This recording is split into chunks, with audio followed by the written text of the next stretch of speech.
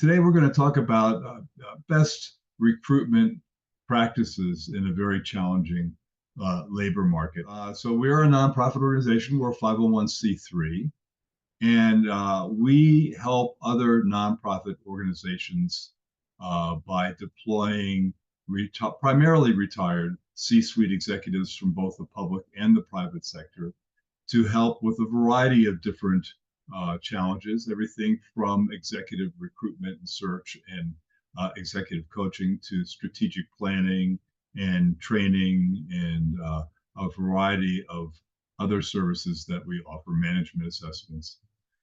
So that's a little bit about us as an organization.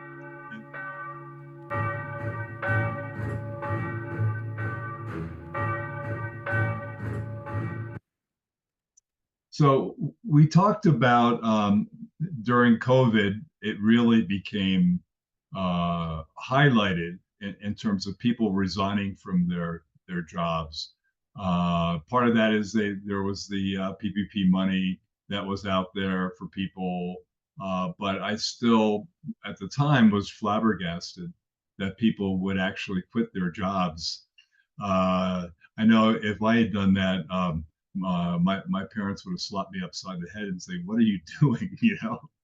But clearly, there's some issues that came to a head during COVID, and so some of these statistics are from right after COVID, and we talked about the Great Resignation, people leaving their jobs, and these are a few of the reasons that they left their jobs at the time. Burnout, of course, being a big one. This was unbelievable to me that they actually left a job without having another job lined up. And of course, the big one that this is always going on, people leaving because they're looking for more money.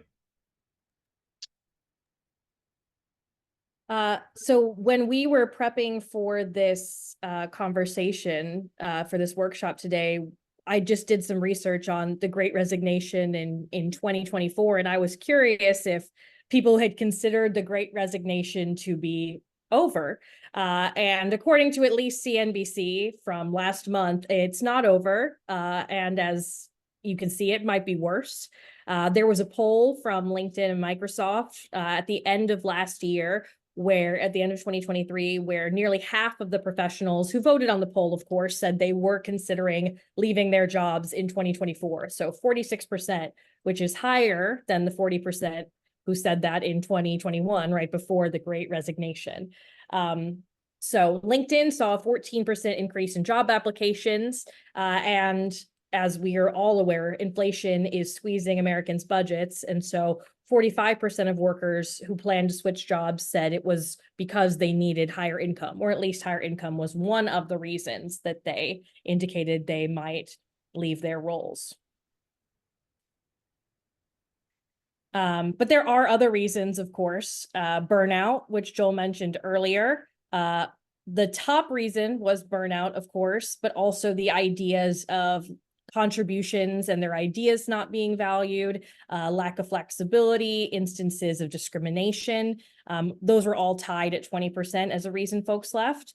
And of course, prioritizing benefits and well-being. So 19% of employees, excuse me, I went too quick, left because of their well-being not being taken care of, which is one of the things we are going to discuss today. Is, of course, salary is a big part of why people are seeking other work and why people decide to take a job, but there are many other things that nonprofits in particular can do in order to make a job more interesting or palatable, or to retain their employees. There are other ways other than just salary. So we're going to discuss some of those today.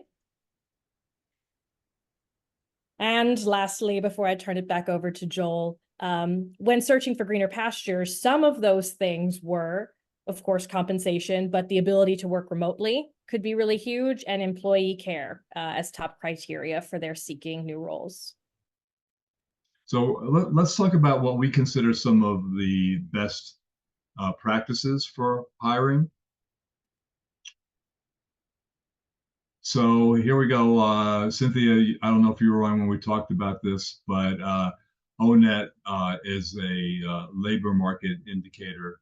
It's a portal that's used. I know the Career Source system uses it extensively to get labor market information for certain positions. But for those of us that have had the opportunity to use it, in particular as it relates to nonprofit jobs, it's very, very challenging because most of the jobs, for example, if you look for a C-suite position or an upper management position, most of the labor market information is based on the private sector, not nonprofits.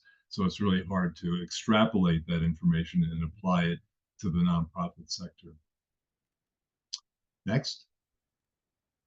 So this is one of the things that we are very clear about when we start a position search and post a job. We don't post a job description. We view posting a job and letting people know that a job is available as a marketing opportunity. So what does that mean? We're trying to market the organization. We want to market, like, why, for example, why would you want to work at Easter Seals? And so most everybody knows what a CFO does, or a program manager, or a caseworker, or a success coach. Most everybody knows what those people do. So there might be things that you put in a job posting that are specific and unique to that particular position. But we really, right from the top, talk about who is this organization, what's our mission, what are our values, why would you want to work here? Because we're trying to get people that resonate with that organization's mission. They want to work there, and we'll get a little more into the people that can afford to work there, as we all know, because of the nonprofit salaries being so much lower than in the private sector. So once again, we're going to talk about the culture. It's a great place to work. If you can, you include pictures of people, so because people relate to that. And then here's one of the things that we typically do. We use Indeed as the hub of all of our position searches. And the reason that we do that is because if you do a sponsored posting on Indeed, meaning that you're paying for it, not one of the free ones, you can include a couple of assessments that you can ask candidates, applicants to take. Plus, they offer a phone screening, and sometimes, I'm not sure, sometimes they offer a video screening. I'm not sure if that feature is still in or out. It seems to like it's a moving target with Indeed. It's a little frustrating. But we also ask them to provide a unique cover letter. So what is that doing? So number one, the assessments are not the be all end all. They're very basic assessments. But we want to sort the wheat from the chaff, so to speak, and we want to see of the people that are applying for jobs that they're not just doing their 5 job searches for reemployment, right? That they're actually very interested in the position. We also typically at the end of our posting in bold say, in order to be considered for this position, you must do the following. And it says you must take the assessments.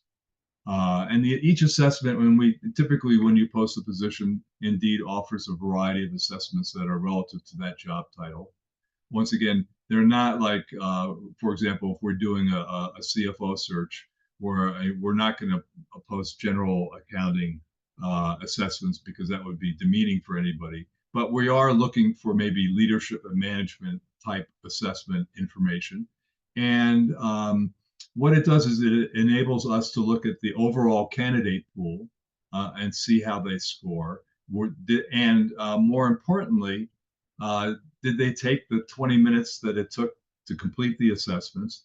If they did the phone screening, that means that they're even more motivated. And did they follow the instructions and provide a unique cover letter, not just a pro forma cover letter that they send to all employers, because we want them to speak about, I'm interested in working for nonprofits first because I'm interested in working for Easter Seals because I relate to the organization's mission and whatever it is.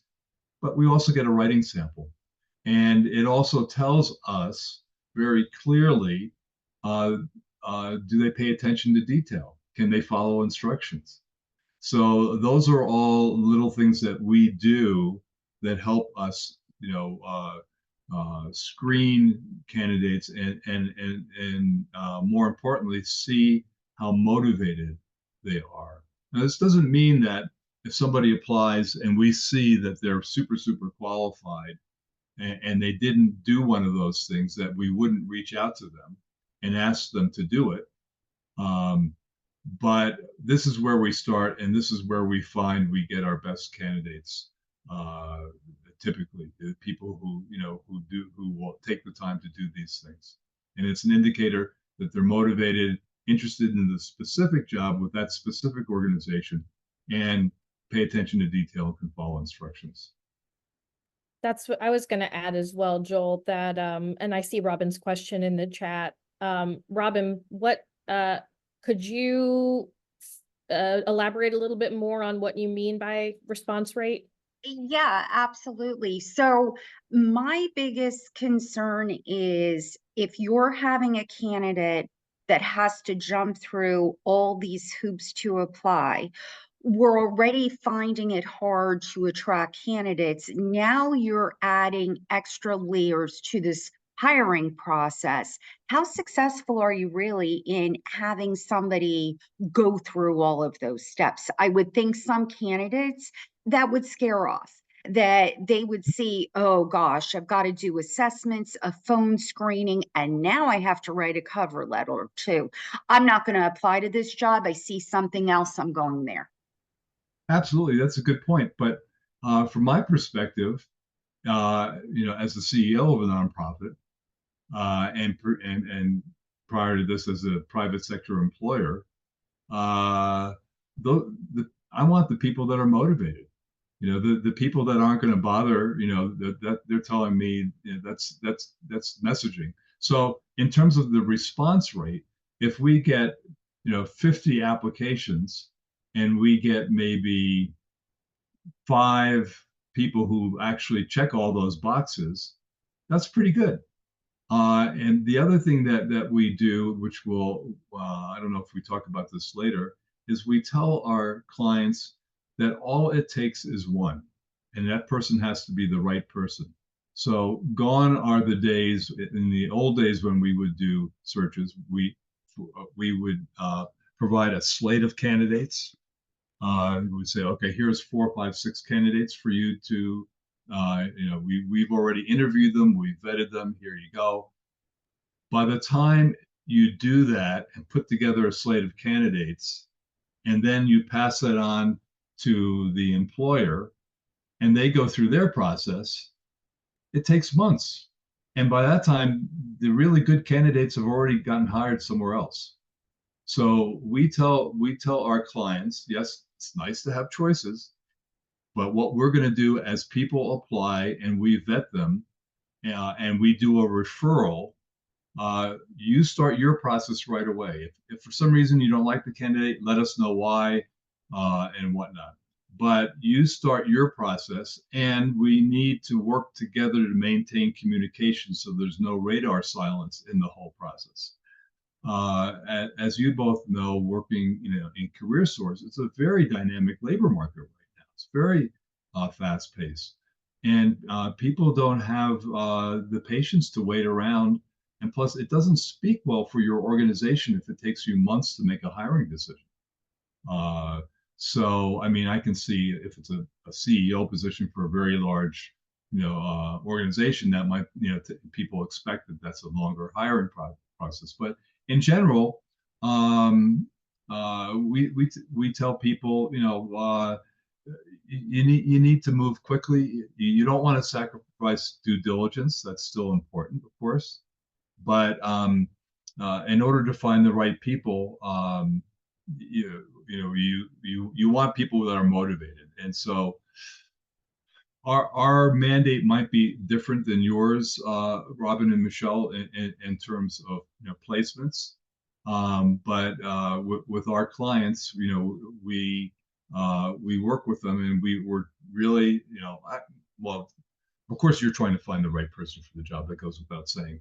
But I think you probably have different constraints in terms of how you operate than we do. And so we try to tell the client, hey, as soon as we send somebody to you, you start your thing. We'll continue sending people to you as we go through the process. But if the first person we send you checks all the boxes and you like them, and then we do follow up with references and background screenings and all that, make an offer of employment, or make an offer of employment contingent on background screenings and all those and reference checks. But it's dynamic. We can't we can't emphasize that enough. I would also just add very quickly, since we're on a time crunch, that it does require a bit of extra legwork on the recruiter's end. I'm typically the person who is seeing a really strong candidate. Our hiring team is saying this person's great, but they didn't submit a cover letter. So it's my job to put in a phone call, to talk with them on the phone, and to ask them to do so. So there are some extra hoops that it requires both the candidate as well as the recruiter to go through. But if we find 3 really strong candidates that are motivated, to me, that presents better. And to Joel, that's better than sending 20 people over that are going to get to our client and not be completely motivated for the role either. So it is a lot of extra legwork too on this side, but it tends to yield strong results. So a few more best practices. So we use, once again, as I mentioned, Indeed as the hub. Once again, we also use this in Employ Florida. When we post a position, we only accept applications through Indeed. So when we post it in other portals, whether it's the Nonprofits First job board, or the Florida Alliance, Nonprofit Alliance job board, or LinkedIn, or whatever other industry-specific job boards that we use, we say you must apply through Indeed, because we want all the applications going through the same process. Next. And as I said, all you need is one. So, we try to encourage people. And the other thing I want to say is Florida is an at-will employment state. So, it's not like when you make a hiring decision that you're stuck forever, right? It's as long as you follow your good best practices in HR. If the person doesn't work out, they don't work out. Now, I know sometimes for some organizations, there's training considerations, and they go, oh, we have to invest a lot of time and energies into training somebody.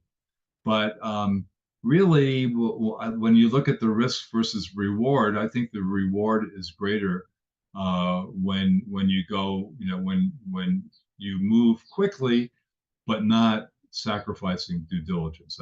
You still got to do all the checks. So. I think I've already talked about time. Communication, I can't emphasize this enough.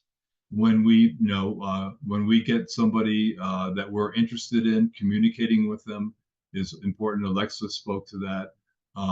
When we pass them on to the employer for them to do their process, we say, communication is, don't go for weeks on end without letting this person know that you're in the process of scheduling their interview, of following up, or if somebody's on vacation, let us know so that we can do those touches. Because when you don't do those ongoing touches as a potential employee, it's the messaging is, oh, they're not organized, they're not together, they don't really care about me. So doing those extra little steps is really important. So here's where we talk about the sweet spot for nonprofit jobs, as we talked about, given relative to the salary. So um, applicants who may appear to be too experienced or perhaps older, and I resemble that remark. I can tell you that when I sold my last business and decided I wanted to end my career back in the nonprofit sector, I experienced a lot of age discrimination. Uh, and part of that is some of the people making hiring decisions are much younger. And they think of somebody who's over a certain age, they're going to be falling asleep at their desk. They're not going to have energy. They're not going to be with it. So, I can tell you that's not the case. I'm turning 70 next week. I'm doing a 70-mile bike ride and 3,500 miles of climbing to celebrate. So I can tell you that that's not the case. So looking at people who are on the back end of their career, yeah, thank you, Michelle. Looking at people who are on the back end of their career that just want to do something meaningful. Like I wasn't ready to stop working and I didn't need the money. So that wasn't a consideration for me. So looking for somebody who's, maybe their house is paid off, their kids are out of the house, and they're just looking for meaningful work. And here's another one. Do they not have nonprofit experience? Well, maybe they have relevant experience and parallel experience in whatever work they did professionally during their career. So don't, and transferable skills. So don't discount somebody that that hasn't worked in a nonprofit. I remember the very first time I applied for a nonprofit job, and I had been successfully running a company, which I sold, and I wanted to, align my social conscience with my work skills.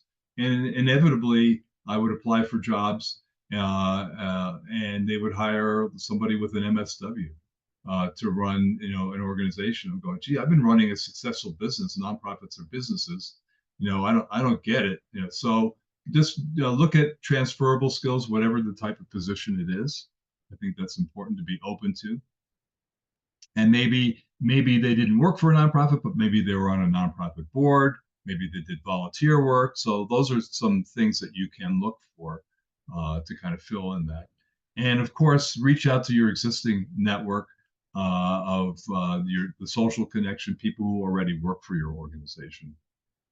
They're one of your best sources of referrals.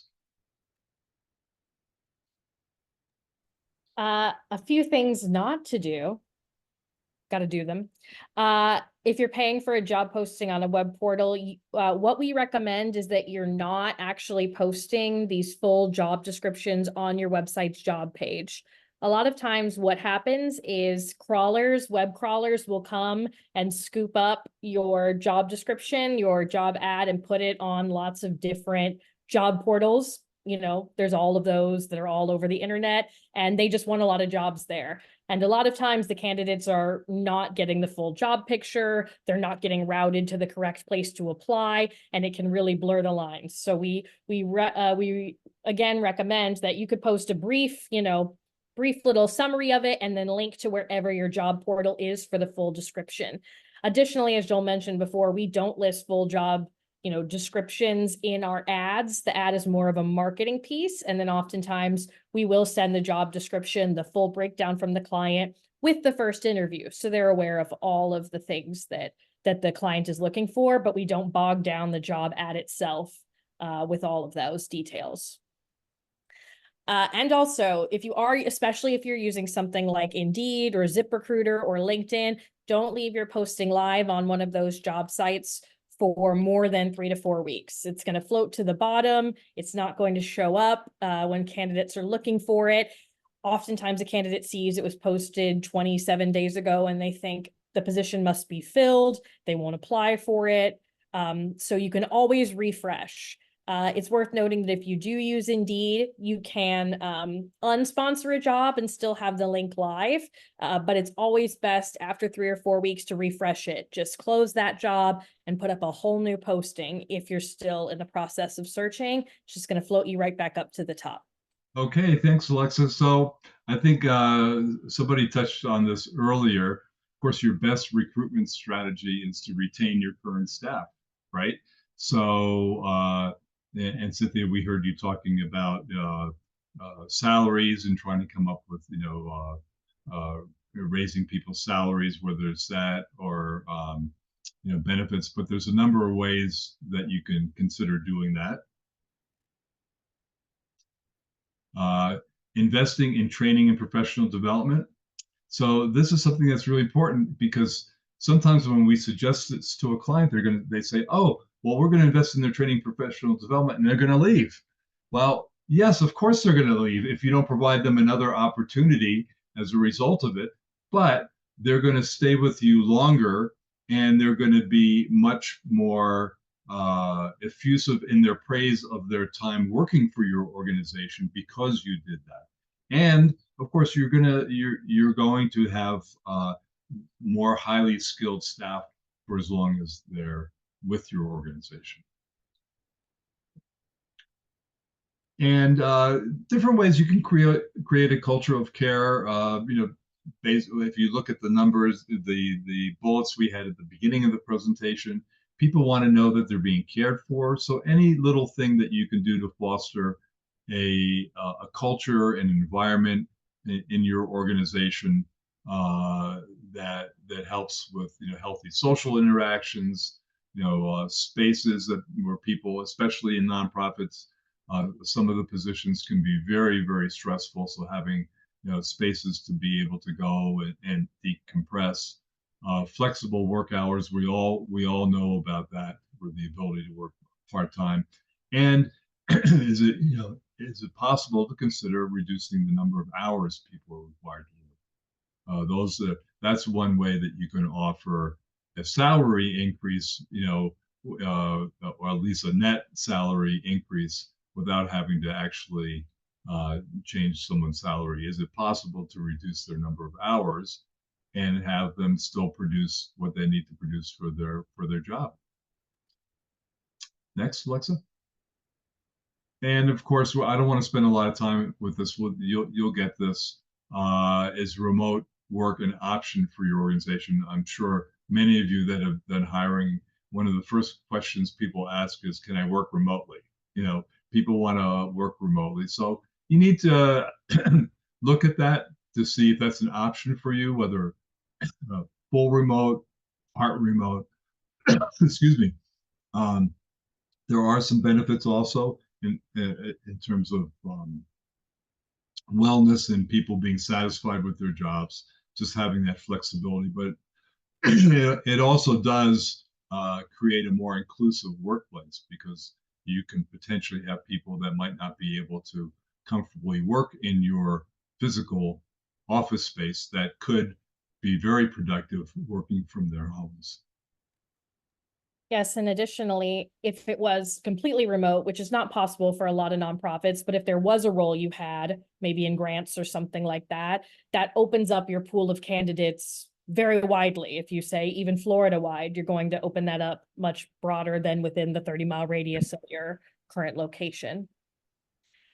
And I don't think that this one's probably relevant to either organization we have, but we'll just point it out real quickly and you'll get this slide that for some smaller nonprofits, including us here at ESC, there is the qualified small employer health reimbursement arrangement where you can offer health insurance to your employees. So if you might need this for a future client, we'll have this. On behalf of Alexa and myself, we want to thank you for joining us today.